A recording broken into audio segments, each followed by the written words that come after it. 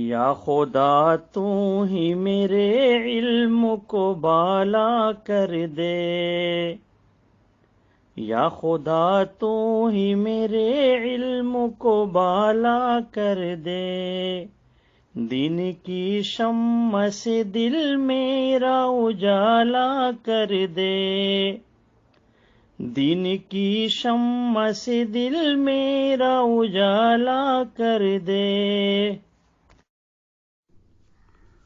الحمد للہ رب العالمین، والصلاة والسلام علی اشرف الانبیاء والمرسلین وعلی عباد اللہ الصالحین۔ بسم اللہ الرحمن الرحیم۔ عن حذیفۃ بن الیمان قال قال رسول اللہ صلی اللہ علیہ وسلم انی لا ادری ما قدر بقائی فیکم فاقتدوا بالذین من بعدی واشار الی ابی بکر وعمر۔ سنن ابن ماجہ کی اس حدیث میں نبی صلی اللہ علیہ وسلم نے اپنے بعد حضرت ابو بکر اور حضرت عمر رضی اللہ عنہ کے بارے میں فرمایا۔ حضرت حذیفہ بن یمان رضی اللہ عنہ کہتے ہیں کہ اللہ کے نبی صلی اللہ علیہ وسلم نے فرمایا انی لا ادری ما قدر بقائی فیکم۔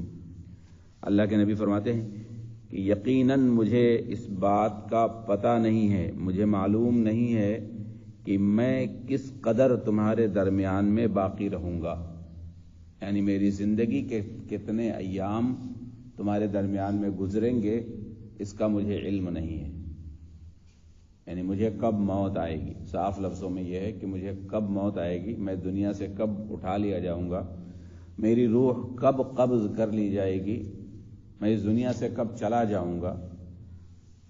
یہ انی لا ادری ما قدر بقائی فیکم، اس کا مطلب یہ ہے کہ مجھے یہ بات نہیں پتا ہے کہ میں کتنے دن تک تمہارے درمیان میں اب باقی رہوں گا، یعنی میرے جانے کا وقت آنے والا ہے، مجھے اس بات کا علم نہیں ہے کہ کتنا وقت ابھی تمہارے ساتھ ہم رہیں گے۔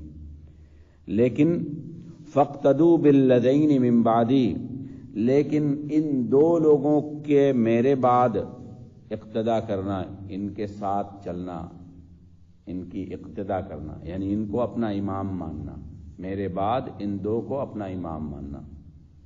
جس طرح سے تم میرے ساتھ اطاعت اور وفاداری کرتے ہو، ایسے ہی میرے بعد ان دونوں کے ساتھ بالذین فاقتدوا بالذین من بعدی، میرے بعد ان دو کی اقتدا کرنا ہے، یعنی ان کا ساتھ دینا ہے۔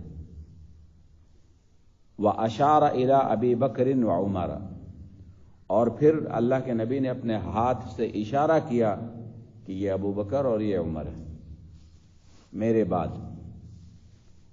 یہاں دو باتیں بہت واضح ہو گئیں۔ ایک بات تو یہ واضح ہو گئی انی لا ادری ما قدر بقائی فیکم، اللہ کے نبی خود کہتے ہیں کہ مجھے نہیں معلوم ہے کہ میں کتنا ٹائم اب تمہارے ساتھ گزار پاؤں گا، کتنا وقت تمہارے درمیان میں میری زندگی کا باقی ہے جو میں تمہارے درمیان ہوں گا، اس کا علم مجھے نہیں ہے۔ تو بریلوی کس دعوے سے یہ کہتے ہیں کہ نبی صلی اللہ علیہ وسلم کو علم غیب تھا، نبی کو اپنی موت کے بارے میں علم نہیں ہے کہ کب آئے گی، نبی کو یہ نہیں پتا ہے۔ یا یہ کہا جائے کہ نبی صلی اللہ علیہ وسلم یہاں مذاق کر رہے ہیں، یا نعوذ باللہ ثم نعوذ باللہ یہ کہا جائے کہ نبی صلی اللہ علیہ وسلم یہاں جھوٹ بول رہے ہیں۔ بریلویوں کے عقیدے کے حساب سے بریلوی کہتا ہے کہ نبی کو علم تھا، علم غیب تھا۔ علم غیب کا مطلب یہ کہ نبی کو معلوم تھا کہ ان کی موت کب آئے گی، اور نبی یہاں کہہ رہے ہیں کہ لا ادری، مجھے نہیں پتا ہے کہ میں کتنے دن باقی رہوں گا۔ تو دو طرف اب دو باتیں ہو گئی، نبی کہتے ہیں مجھے نہیں معلوم، بریلوی کہتا ہے معلوم۔ اب دونوں میں سچا کون ہے؟ بھئی اگر کوئی نبی صلی اللہ علیہ وسلم کے تعلق سے شبہ بھی اپنے دل میں پیدا کر لے کہ نبی نے یہ بات غلط کہی یا جھوٹ کہی، تو اس کا ایمان گیا، ختم ہو جائے۔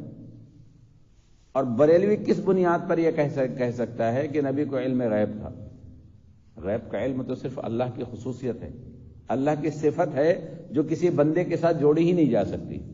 اور ہم سب جانتے ہیں کہ محمد رسول اللہ پہلے اللہ کے بندے ہیں، بعد میں اس کے رسول ہیں، عبدہ و رسولہ۔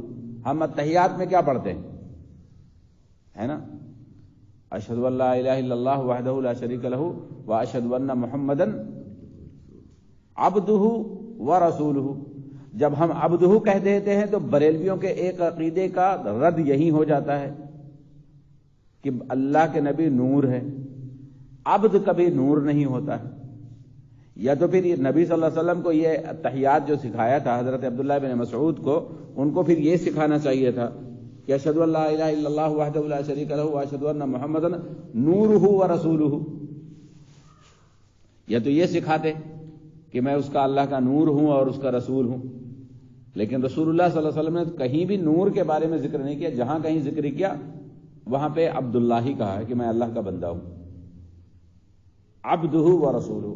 اللہ تعالیٰ نے بھی قرآن کریم میں نبی صلی اللہ علیہ وسلم کو عبد سے یاد کیا، وَإِن كُنتُم فِي غَيْبٍ مِّمَّا نَزَّلْنَا عَلَىٰ عَبْدِنَا، اگر تم کو اس بات پر شک ہے جو کچھ میں نے اپنے بندے پر نازل کیا، عبدنا، کیوں نہیں کہا عَلَىٰ نُورِنَا کہ میں نے اپنے نور پر نازل کیا؟ ابھی سورہ کہف پڑھی گئی، سورہ کہف کی پہلی آیت کیا ہے؟ الحمدللہ الذی انزل علی عبدہ الکتاب، میں نے اس کتاب کو اپنے بندے پر نازل کیا، عبدہ الکتاب، یہ کیوں نہیں کہا علی نورہ الکتاب؟ قرآن میں ایک دلیل ایسی نہیں ملتی ہے جہاں پر نبی صلی اللہ علیہ وسلم کو نور کہا گیا ہو یا عالم الغیب کہا گیا ہو۔ اب فرشتے نور سے ہیں، انسان مٹی سے ہے، جنات آگ سے ہیں، سب کی تخلیق الگ الگ ہے، اللہ نے جو چاہا وہ کیا۔ تو نبی صلی اللہ علیہ وسلم کے تعلق سے یہ جو عقیدے ہیں بریلویوں کے، یہ سراسر باطل اور جھوٹے بدعقیدگی کے بڑے بڑے پہاڑ ہیں۔ یہ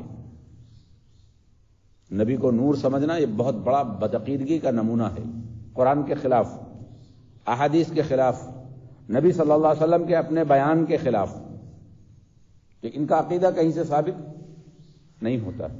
تو نبی صلی اللہ علیہ وسلم کو جب علم غیب نہیں ہے، نور نہیں ہے، تو پھر کس دعوے پر تم یہ بات کرتے ہو؟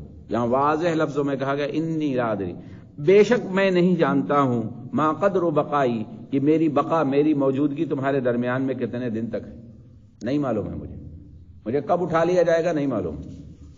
فاقتدوا بالذین من بعدی، اور یہ بھی کہہ دیا میرے بعد بعد کا لفظ کب استعمال کیا جاتا ہے؟ جو چیز ختم ہو جائے اس کے بعد ہوتا ہے، خاتمے کے بعد آتا ہے نا۔ ابھی ہم یہاں سے چلے لکھنؤ، تو لکھنؤ کے آگے جانا ہے تو لکھنؤ کے بعد یہ پکڑنا ہے، یعنی لکھنؤ ختم ہو چکا ہے نہیں؟ یہاں سے چلے چوراہے تک جانا ہے تو بھتری بازار کے بعد، بھتری بازار ادھر رہ گئی، اب ہم آگے نکل چکے ہیں۔ میرے بعد یعنی میری زندگی کے بعد، ابھی ہم لوگوں نے نماز پڑھی ہے نا فجر، تو اب کیا کہیں گے اس وقت کو؟ فجر بعد، تو فجر گزر چکی ہے۔ اللہ کے نبی فرماتے ہیں میرے بعد، کیا مطلب ہے؟ یعنی میرے بعد یعنی میرے موجود نہ ہونے پر میں یہاں سے دنیا سے چلا جاؤں گا، اللہ مجھے اٹھا لے جائے گا، اللہ اٹھا لے گا مجھے۔ میرے بعد ان دو کی اقتدا کرنا، وَأَشَارَ إِلَىٰ أَبِي بَكْرٍ وَعُمَرٍ، اور حضرت ابو بکر اور عمر کی طرف اپنے ہاتھ سے اشارہ کیا تھا۔ یہاں حضرت ابو بکر کے لیے اور حضرت عمر کے لیے خلیفۃ المسلمین، امیر المومنین اور امت کے امام بننے کی دلیل موجود ہے، جس کو شیعہ نہیں مانتے، اور بعض بریلوی بھی جو ہے متخلف ہے۔ تو واضح طور پر اللہ کے نبی صلی اللہ علیہ وسلم نے اپنی زندگی میں حضرت ابو بکر کو اپنی مسند اور اپنی ریاست اور اپنی جگہ بتا دی تھی کہ میرے بعد ابو بکر، اور ابو بکر کے بعد حضرت عمر رضی اللہ عنہ۔ تو نبی صلی اللہ علیہ وسلم کے تعلق سے علم غیب کا عقیدہ رکھنا یہ بھی قرآن اور حدیث کے خلاف ہے۔ نبی صلی اللہ علیہ وسلم کے تعلق سے علم ما کان و ما یکون کا رکھنا جو بریلویوں کا عقیدہ ہے یہ بھی باطل ہے، قرآنی آیات کے خلاف ہے۔ اور نبی صلی اللہ علیہ وسلم کو نور ماننا یہ بھی قرآنی آیات کے خلاف ہے، اللہ کے حکم کے خلاف ہے، خود رسول کے عقیدے کے خلاف ہے۔ یہ سارے کے سارے عقیدے گڑھے ہوئے ہیں جو ان لوگوں نے اپنے پیٹ کی خاطر گڑھے ہیں، ان دونوں عقیدوں کا تعلق پیٹ سے ہے. بریلویوں کا پیٹ اور ان کے یہ عقیدے، یہ دونوں ایک جیسے ہیں. ان کا عقیدہ صرف اسی بنیاد پر ٹکا ہوا، پیٹ کے چکر میں. پیٹ نے ان کو مارا، بدعقیدگی کی طرف لے گئے. اور یہی عقیدے گڑھے گئے ہیں کیوں؟ ہندوؤں سے، کیونکہ ہندوؤں میں بھی اسی طریقے کے عقیدے رہتے ہیں.